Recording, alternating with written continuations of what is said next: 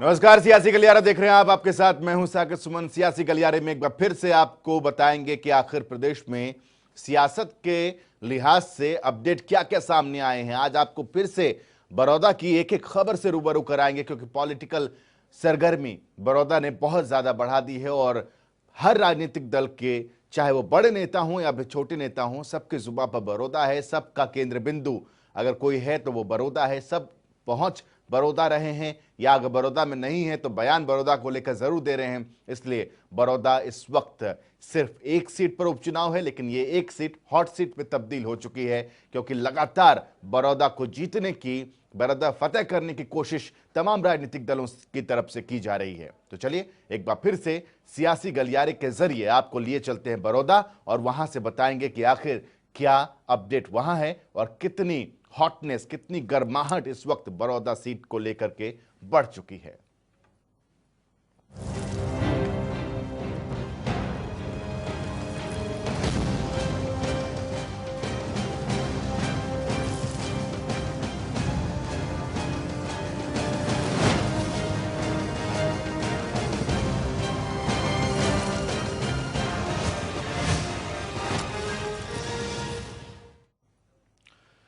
सियासी गलियारे में आज सबसे पहले बात करेंगे ओम प्रकाश धनखड़ की। चंडीगढ़ में भारतीय जनता पार्टी के प्रदेश अध्यक्ष ओम प्रकाश धनखड़ ने मोर्चा संभाला और प्रेस कॉन्फ्रेंस कर पंजाब सरकार पर हमला साधा, और उन्होंने बड़ौदा उपचुनाव को लेकर कांग्रेस पर तंज भी कसा है। देखिए इस रिपोर्ट में।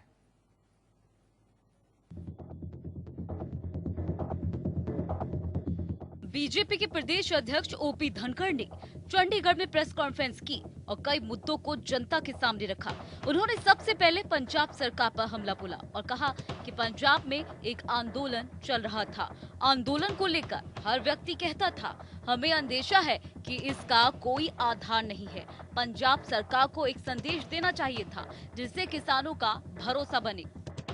पंजाब में एक आंदोलन चल रहा था और आंदोलन के आधार के रूप में हर कोई व्यक्ति ये कहता था कि हमको एक अंदेशा है। आंदोलन का कोई अंदेशे के सिवा और कोई आधार नहीं था। और अंदेशा के बाद वहां की सरकार ने एक संदेशा देना चाहिए था जिससे किसानों का भरोसा बने। पंजाब सरकार के बाद ओपी धनखड़ ने बड़ौदा उपचुनाव की ओर रुख किया और कहा कि पिछले विधानसभा में हमने 3 नामी खिलाड़ियों को उतारा था। संदीप जीते, उन्हें हमने मंत्री बनाया। योगेश्वर और बबीता विधानसभा नहीं पहुंच पाए थे। योगेश्वर को फिर मौका दिया गया है। हमने पिछले आम चुनाव में 3 खिलाड़ियों को मौका दिया था और तीनों खिलाड़ी बहुत नामी गिरामी खिलाड़ी थे। वैश्विक पहचान, अंतर्राष्ट्रीय पहचान के खिलाड़ी थे। 2 कुश्ती के थे, एक हॉकी का था। कुश्ती में भी एक महिला खिलाड़ी थी, एक पुरुष खिलाड़ी था। बबीता फोगाट महिला कुश्ती में थी। योगेश्वर दत्त पुरुषों की कुश्ती में थे। संदीप हमारे हॉकी के कैप्टन थे। संदीप जीते, हमने उनको खेल मंत्री बनाया। लेकिन बबीता और योगेश्वर दत्त विधानसभा नहीं पहुंच सके थे, इसलिए हमने फिर से खिलाड़ी को मौका दिया है। धनखड़ ने कहा कि पहली बार देखा गया है कि पर्चा वापस लेने के लिए नेता पहुंचे, नामांकन वापसी की फोटो खिंचवाई गई। पहली बार मैंने देखा कि लोग फार्म भरवाने तो जाते हैं, फार्म उठवाने का फोटो मैंने पहली बार देखा। इस लेवल पर नहीं उतरना चाहिए। इससे पहले शायद मीडिया ने भी ऐसा कोई फोटो नहीं देखा होगा। फार्म उठाने वाले लोग चुपचाप जाते थे, अगले दिन अखबार में खबर आ जाती थी या एक इलेक्ट्रॉनिक मीडिया में लाइन आ जाती थी कि इतने उम्मीदवार बचे, इतनों ने फार्म उठाया। बड़ौदा में चुनाव और प्रदेश में किसानों का मुद्दा, हरियाणा की राजनीति का रुख बदले हुए है। इसलिए ओपी धनखड़ ने दोनों ही बातों पर अपना पक्ष रखा। लेकिन सवाल यही है कि क्या किसान उनकी बात समझ पा रहे हैं और क्या बड़ौदा की जनता उनके संदेश को सही अंदेशे के साथ ले रही है। जनता टीवी के लिए चंडीगढ़ से पवन सिवर की रिपोर्ट।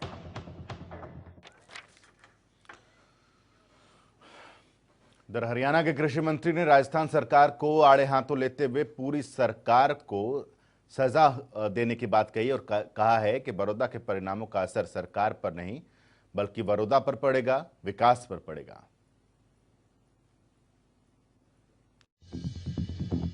हरियाणा के कृषि मंत्री जेपी दलाल ने कृषि बिल को लेकर पंजाब सरकार के पास किए गए विधेयक के बहाने राजस्थान सरकार पर बड़ा निशाना साधा है और पूरी सरकार की सजा होने की बात कही है। दरअसल कृषि मंत्री जेपी दलाल अपने आवास पर जनता दरबार लगाकर लोगों की समस्याएं सुन रहे थे। इसके बाद वो मीडिया से मुखातिब हुए और पंजाब और राजस्थान सरकार पर निशाना साधते हुए बिहार में एनडीए की जीत का दावा किया। उन्होंने कहा कि पंजाब ने एमएसपी से कम खरीद पर सजा का प्रावधान किया है, लेकिन राजस्थान में बाजरा एमएसपी 2150 रुपए प्रति क्विंटल की बजाय 1200 से 1300 रुपए में बिक रहा है। दलाल ने कहा कि ऐसे में तो राजस्थान की पूरी सरकार की सजा होनी चाहिए। कृषि बिल पे झूठी राजनीति डकोसला कांग्रेस कर रही है। राजस्थान में एमएसपी है बाजरा के ऊपर और खरीदने का कानून भी है, लेकिन सब कुछ होते हुए राजस्थान में आज 1200 रुपये 1300 रुपये में बाजरा बिक रहा है। हरियाणा में 2150 में हम बाजरा खरीद रहे हैं। और जिस तरह से पंजाब में किया कि भाई सज़ा हो जाएगी, तो सारी राजस्थान सरकार की सज़ा हो जानी चाहिए। बड़ौदा उपचुनाव पर कांग्रेस द्वारा जीत के दावे और राजनीतिक समीकरण बदलने के दावों पर कहा कि परिणाम जनता देगी, लेकिन उन परिणामों का असर सरकार पर नहीं बड़ौदा के विकास पर होगा। खैर ये तो परिणाम बताएंगे, लेकिन ये एक जरूर है, कांग्रेस षड्यंत्र करके उस आदमी की मदद कर रहे हैं राजकुमार सैनी के रूप में, जिसने समाज का विघटन करने की कोशिश की, समाज में बंटवारा डालने की कोशिश की। बड़ौदावासी बच्चा बच्चा जानता है कि उनका चुनाव खासकर जो चला हुआ है उसकी फंडिंग कांग्रेस पार्टी से हो रही है।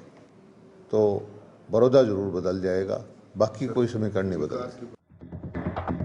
वहीं उन्होंने कहा कि रोहतक सोनीपत में हुड्डा सरकार के दौरान विकास होने की हमें उम्मीद थी, लेकिन वहां तो केवल कुछ परिवारों का ही विकास हुआ है, जो अब धरातल पर दिख रहा है। ये सही है कि हमें ये उम्मीद होती थी कि सोनीपत और रोहतक का विकास हुड्डा ने किया है, लेकिन वो कुछ परिवारों का विकास किया, ना सोनीपत का विकास किया ना रोहतक का विकास किया, कुछ परिवारों का विकास जरूर किया है। और वो चीज़ अब जाके धरातल पे देखते हैं तो साफ दिखाई देती है। प्रदेश में बड़ौदा उपचुनाव को लेकर तेज होते बयानबाजी इस बात की तस्दीक करती है कि प्रदेश में माहौल पूरी तरह से चुनावी हो गया है। अब सभी को इंतजार है तो बस 3 नवंबर का, जब बड़ौदा की जनता अपने हलके का विधायक चुनने के लिए मतदान करेगी। भिवानी से जनता टीवी के लिए दीपक मोटरेजा की रिपोर्ट। जब बड़ौदा उपचुनाव को लेकर बीजेपी प्रचार प्रसार में कोई कोर कसर नहीं छोड़ रही, इसी कड़ी में पूर्व प्रदेश अध्यक्ष सुभाष बराला ने जाखल मंडी से बड़ौदा उपचुनाव के लिए हुंकार भरी और कहा कि योगेश्वर को भारी मतों से बड़ौदा की जनता जिताएगी।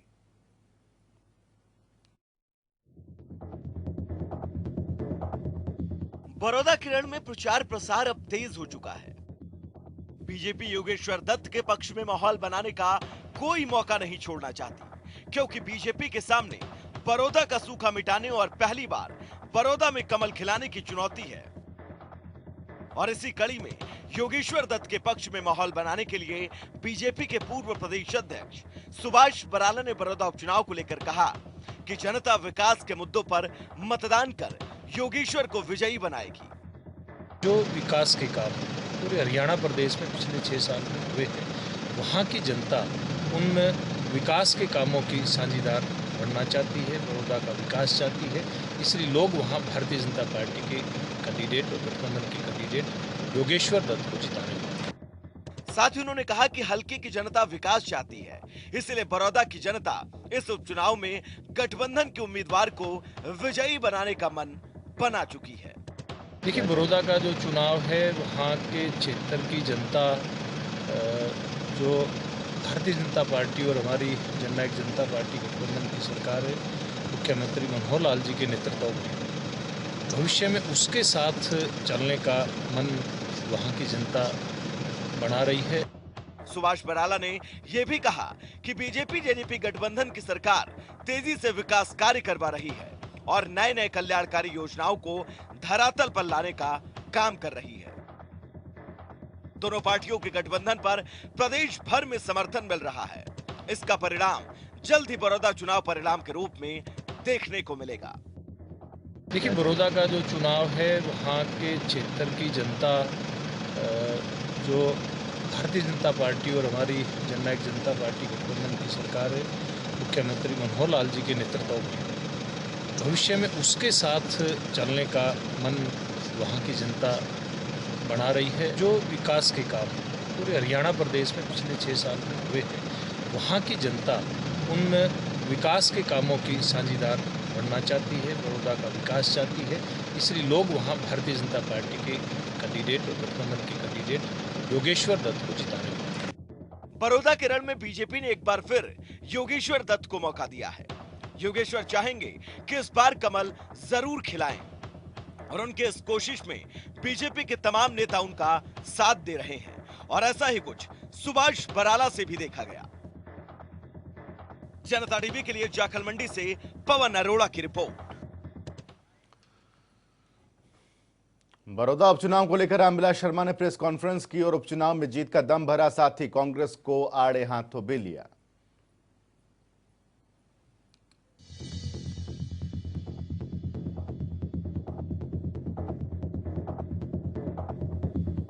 बड़ौदा के रण में बीजेपी ने 30 स्टार प्रचारकों को उतारा है।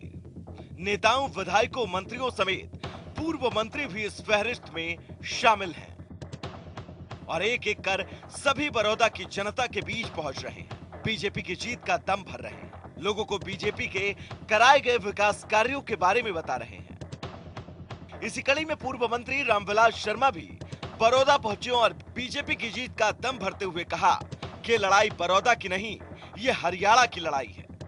ये चुनाव हरियाणा का बड़ा महत्वपूर्ण चुनाव है। साथ ही उन्होंने कहा बीजेपी के उम्मीदवार योगेश्वर दत्त सर्वश्रेष्ठ उम्मीदवार हैं और उनकी जीत में बड़ौदा के 54 के 54 गांव समर्थन में रहेंगे। योगेश्वर दत्त जैसे पराक्रमी नौजवान को आप लोग सर्कस का शेर बता रहे हो।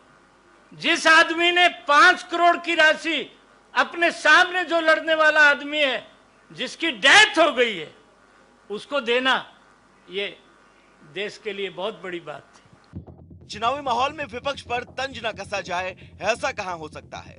रामविलास शर्मा ने कहा कि कांग्रेस के उम्मीदवार का कोई पता नहीं है। कांग्रेस हर कदम पर अपने ही उम्मीदवार के साथ धोखा करती है। वहीं बड़ौदा में विकास पर बात करते हुए रामविलास शर्मा ने कहा बीजेपी में सिफारिश नहीं चलती और कांग्रेस ने बड़ौदा की अनदेखी की है। इन 6 सालों में पर्ची से, खर्ची से रोजगार नहीं मिला। जो बच्चे मेरिट में थे, चाहे वो डी ग्रुप की भर्ती थी, चाहे वो HCS की भर्ती थी, चाहे कोई भी रोजगार की भर्ती थी, उसमें आज हरियाणा का गरीब आदमी ये महसूस कर रहा है कि ये सरकार में सिफारिश नहीं चलती, यहाँ अकॉर्ड नहीं चलती। ये जो बच्चे पढ़ने लिखने वाले थे, चाहे वो पुलिस में इंस्पेक्टर लगे, चाहे वो कहीं भी लगे, वो मेरिट के आधार पर रोजगार मिला। वहीं उन्होंने कहा कि इस बड़ौदा उपचुनाव में कांग्रेस की फूट सामने आई। जब योगेश्वर ने नामांकन भरा तब हम 5 आदमी गए थे और देखा तो हुड्डा साहब विड्रॉल की फोटो छपवा रहे हैं। योगेश्वर दत्त अब की बार भारी बहुमत से जीतेंगे। मैंने उस दिन नामांकन के दिन कहा था ना, भाई आज मावस का दिन है और हमने तो जजमान के भरोसे योगेश्वर भाई खड़ा कर दिया और जजमान की जय रहेगी, ये सारी बात होगी। ये जो विड्रावल करा रहे हैं, ये करा रहे हैं, वो करा रहे हैं। ये जो उठपटांग बोलते हैं ना, ये ऐसे नहीं बोलते हैं। अरे योगेश्वर दत्त जैसे पराक्रमी नौजवान को आप लोग सर्कस का शेर बता रहे हो। जिस आदमी ने 5 करोड़ की राशि, अपने सामने जो लड़ने वाला आदमी है जिसकी डेथ हो गई है, उसको देना, ये देश के लिए बहुत बड़ी बात थी। बड़ौदा का रण तैयार है और एक एक कर सभी बड़ौदा में अपनी ताकत दिखा रहे हैं, लेकिन जनता किसे सिर आंखों पर बिठाएगी, इस सवाल के जवाब का इंतजार 10 नवंबर को खत्म हो जाएगा। जनता टीवी के लिए बड़ौदा से राम सिंह मार की रिपोर्ट। कृषि संबंधी कानूनों के विरोध में हाउसिंग बोर्ड के चेयरमैन को ठुकराने वाले जेजेपी के बरवाला से विधायक जोगीराम सिहाग रादौर के गांव धौलरा में पहुंचे और जो उन्होंने कहा कि जब तक इन कानूनों में सरकार परिवर्तन नहीं करती तब तक वो सरकार की इस नीति का विरोध करना जारी रखेंगे। प्रदेश की राजनीति इन दिनों बड़ौदा उपचुनाव के इर्द गिर्द घूम रही है या फिर किसानों के इर्द गिर्द। कृषि कानूनों को लेकर विपक्ष सरकार को घेरने का कोई मौका नहीं छोड़ रहा, तो कहीं ना कहीं सरकार के अंदर भी कृषि कानूनों को लेकर दो फाड़ दिखाई दे रही है।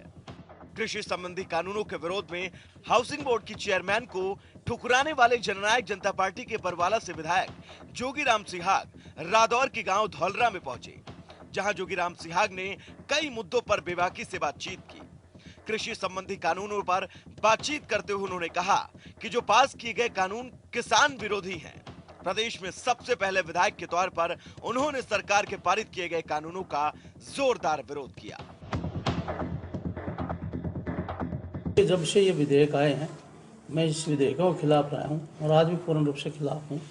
जब तक इनमें अमूल चूल परिवर्तन नहीं हो जाता तब तक जो है मैं इसके खिलाफ रहूंगा, इन विधेयकों का।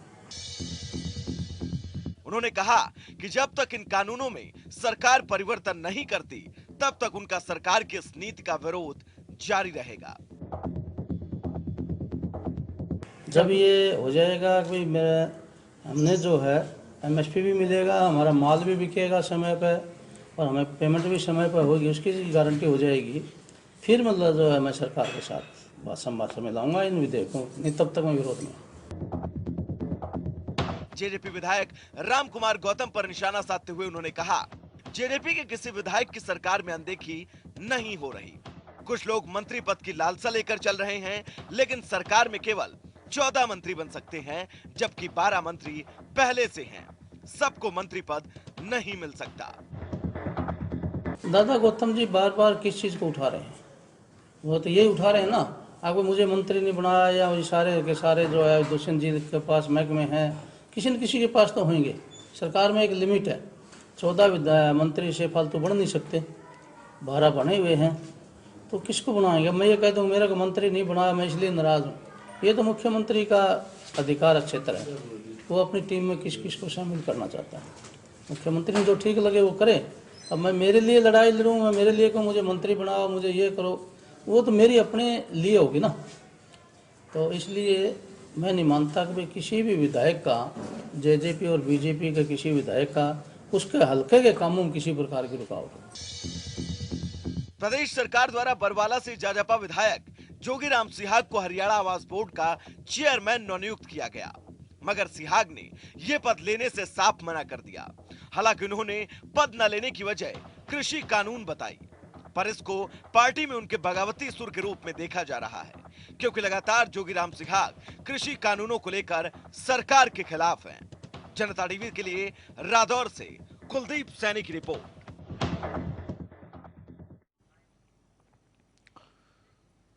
इधर अंबाला में अनिल विज ने एक बार फिर कांग्रेस को कटघरे में खड़ा किया और उन्हीं के सवालों का जवाब अपने बेबाक अंदाज में दिया। यहां तक कि कांग्रेस को झूठ की फैक्ट्री भी उन्होंने करार दिया।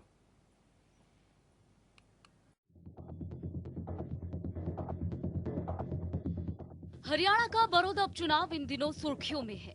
सभी राजनीतिक पार्टियों ने उस चुनाव को अपनी प्रतिष्ठा बनाया हुआ है। इसी को लेकर कांग्रेस के सभी दिग्गज नेता मंगलवार को रोहतक में एक मंच पर दिखे। उसमें कांग्रेस ने कहा कि सरकार आई तो सबसे पहले कृषि कानून को ही फाड़ेंगे। इस पर गृह मंत्री अनिल विज ने अपने ही अंदाज में तंज कसते हुए कहा कि ना 9 मन तेल होगा, ना ही राधा नाचेगी। कांग्रेस तो सपने ही देखती है और सपने कभी सच नहीं होते। ना 9 मन तेल होगा, ना राधा नाचेगी। कांग्रेस तो सपने लेती है और सपने कभी सच नहीं होते। कुमारी सैलजा ने कहा था कि बीजेपी नेताओं को झूठ बोलने की ट्रेनिंग दी जाती है। इस पर अनिल विज ने भड़कते हुए कहा कि सारी दुनिया जानती है कि कौन झूठ बोलता है और झूठ बोलने की फैक्ट्री किसने लगा रखी है। झूठ सुन सुनकर लोगों के कान भी पक गए हैं। सारी दुनिया जानती है झूठ कौन बोलता है, झूठ की फैक्ट्री किन्होंने लगा रखी है, सारी दुनिया जानती है और झूठ सुन सुन के लोगों के कान पक गए हैं। अनिल विज ने एक बार फिर से अपने ही अंदाज में सभी सवालों के जवाब दिए। बड़ौदा उपचुनाव से पहले अनिल विज के बयान भी तीखे रुख लेते हुए नजर आ रहे हैं। अब देखना ये होगा कि इन बयानों का असर चुनाव पर पड़ेगा या फिर नहीं। जनता टीवी के लिए अंबाला से कृष्ण बाली की रिपोर्ट। हरियाणा में कांग्रेस की गुटबाजी किसी से छिपी नहीं है और रोहतक में मंगलवार को हुई एक बैठक में एक बार फिर कांग्रेस की गुटबाजी उजागर हुई। सिलसिलेवार तरीके से एक बार जरा इस गुटबाजी को देखिए और समझिए।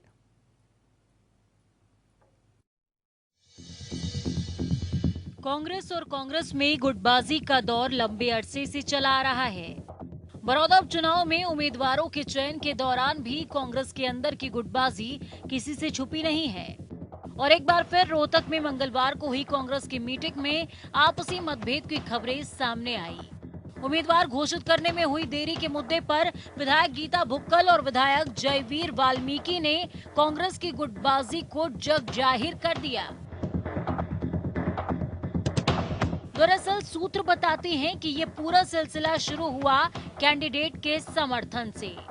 नेता प्रतिपक्ष भूपेंद्र सिंह हुड्डा ने कपूर सिंह नरवाल को कांग्रेस का उम्मीदवार घोषित किया था, लेकिन राज्य इकाई की अध्यक्ष कुमारी शैलजा ने बाजी मारी और इंदुराज नरवाल को उम्मीदवार बनाया। तभी से कांग्रेस के बीच सब कुछ ठीक नहीं चल रहा। गीता भुक्कल और जयवीर वाल्मीकि की माने तो उनका कहना है कि भूपेंद्र सिंह हुड्डा कांग्रेस के लिए काम कर रहे हैं, बड़ौदा उपचुनाव के लिए काम कर रहे हैं। ऐसे में भूपेंद्र सिंह हुड्डा को कांग्रेस आला कमान से फ्री हैंड मिलना चाहिए। सूत्रों के हवाले से ये भी सामने आया कि भुक्कल ने कहा कि उन्होंने उपचुनावों में 2 बार के मुख्यमंत्री भूपेंद्र सिंह हुड्डा को फ्री हैंड देने का मुद्दा उठाया क्योंकि उन्हें जनता का समर्थन प्राप्त था। वो ये भी कहती हैं कि हुड्डा ने बड़ौदा में काम किया है और लोग उनके बारे में विश्वास करते हैं। बड़ौदा एक ग्रामीण निर्वाचन क्षेत्र है और बीजेपी के पास हुड्डा के खिलाफ कोई मौका नहीं। प्रभारी विवेक बंसल और राज्य इकाई के प्रमुख कुमारी शैलजा से उपचुनावों में एकजुट प्रदर्शन करने के लिए भी गीता भुक्कल ने अनुरोध किया था। तवड़ से लेकर हुड्डा और कांग्रेस के तमाम नेताओं के बीच चले आ रहे आपसी मतभेद कांग्रेस की परेशानियों में लगातार इजाफा कर रहे हैं। शैलजा और सुरजेवाला का एक होना और हुड्डा के गुट के हर निर्णय में टांग अड़ाना कहीं न कहीं कांग्रेस के लिए सिरदर्द बना हुआ है। लेकिन अगर हरियाणा की राजनीति में वापसी का सपना कांग्रेस देखना चाहती है तो उसे विपक्ष के साथ साथ आपसी गुटबाजी को भी मात देनी होगी।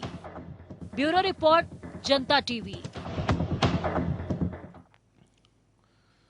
तो देखा आपने किस तरीके से सियासी पारा हरियाणा में चढ़ता जा रहा है और इसका केंद्र बिंदु अगर कोई है तो वो बड़ौदा ही है। लगातार चुनाव को लेकर के यहां नेताओं का पहुंचने का सिलसिला जारी है। लगातार अपडेट्स यहां से जो भी मिलेगी, छोटी या बड़ी, वो आप तक पहुंचाने का काम हम लगातार कर रहे हैं, आगे भी जारी रखेंगे। एक छोटा सा ब्रेक ले रहे हैं, खबरों का सिलसिला लगातार ब्रेक के बाद भी जारी रहेगा।